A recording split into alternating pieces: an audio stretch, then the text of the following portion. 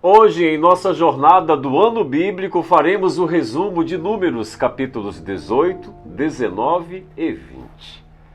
Confirmando o sacerdócio de Arão e sua descendência, o Senhor Deus cuidou de confirmar os seus direitos e deveres no santo ofício. Como representantes do povo diante de Deus, Arão e seus filhos carregavam sobre si o peso da responsabilidade quanto às suas iniquidades.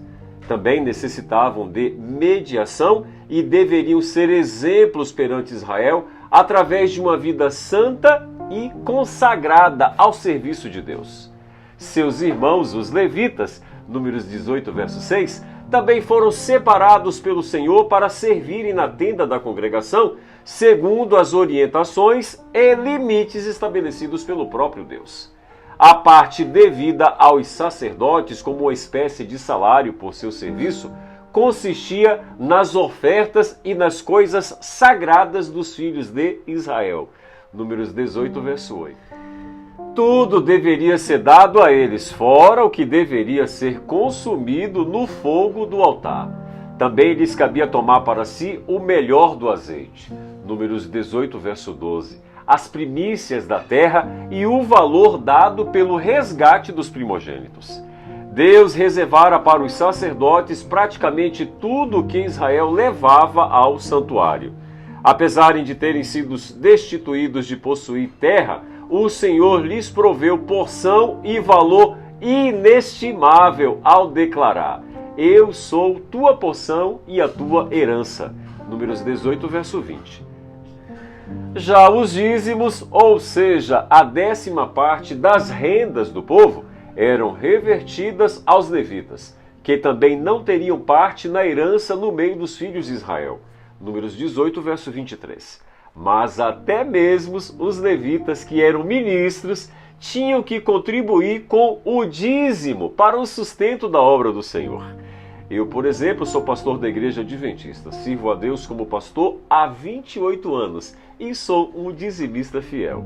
O santo ofício do sacerdote era uma figura do sacerdócio de Jesus, que levou sobre si as nossas iniquidades e nos proveu um sacrifício aceitável a Deus para a redenção de cada um de nós. Os sacerdotes de Israel eram apenas uma representação de que Jesus fez e faz pela humanidade caída. Diferente dos demais rituais, o ritual da água purificadora era derivado do sacrifício de um animal específico, uma novilha vermelha. Números 19, verso 2. Como todos os demais, incluía procedimentos específicos para serem realizados e tinha um objetivo específico: purificar o povo. Em alguns casos, o homem tornava-se imundo e necessitava-se de uma cerimônia que pudesse purificá-lo. No primeiro capítulo da Bíblia está escrito: E o Espírito de Deus pairava sobre as águas. Gênesis capítulo 1, verso 2. E em seu último capítulo, Jesus nos oferece a água. Aquele que tem sede, venha, e quem quiser receba de graça a água da vida. Apocalipse 22, verso 17. Ou seja, a água é símbolo da criação, como também da nossa redenção. Em sua jornada pelo deserto, por 2 vezes, Israel recebeu por fonte de água, água tirada de uma rocha. Números capítulo 20 narra episódios muito tristes e desanimadores para Israel, mas também principalmente para o seu líder. Enlutado pela morte de sua irmã Miriam, Moisés ainda teve de enfrentar a dureza de coração dos filhos de Israel novamente manifestada pela falta de água. Cegos pela incredulidade, exigiam que suas necessidades fossem atendidas com urgência. Como de costume, em situações como esta, Moisés e Arão se foram para diante do povo, para a porta da congregação, e se lançaram sobre o seu rosto perante a face do Senhor. E a glória do Senhor lhes apareceu. Números capítulo 20, verso 6.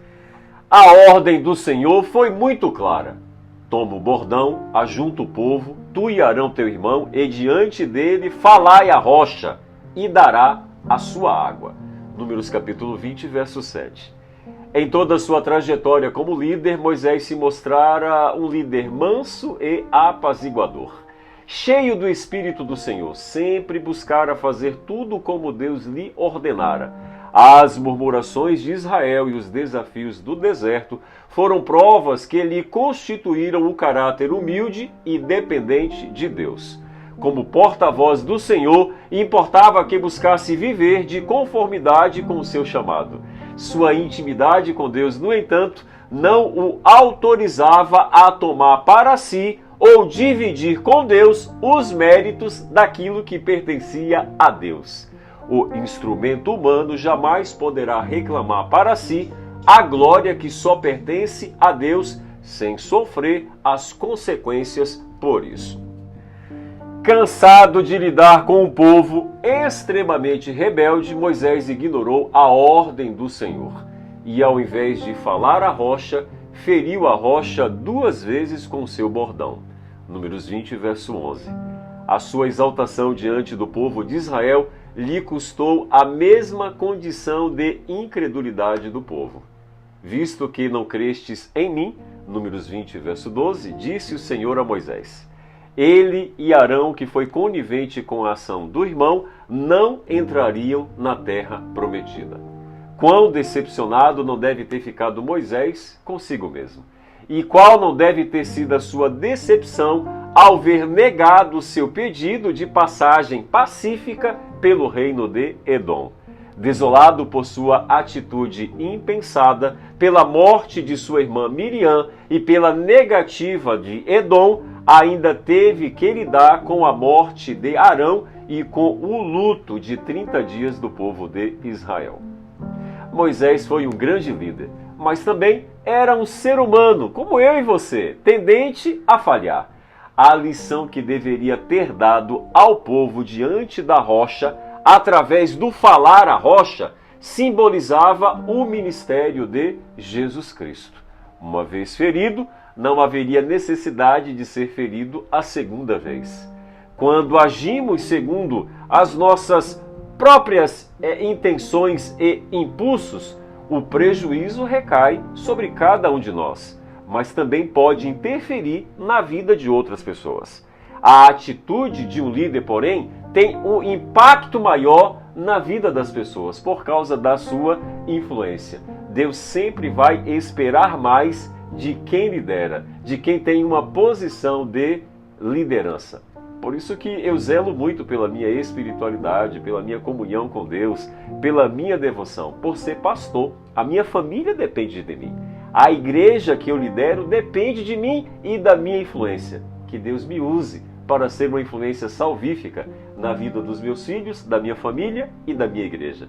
E que Deus te use também como uma influência salvífica na vida de todas as pessoas a quem você ama. Que Deus te abençoe!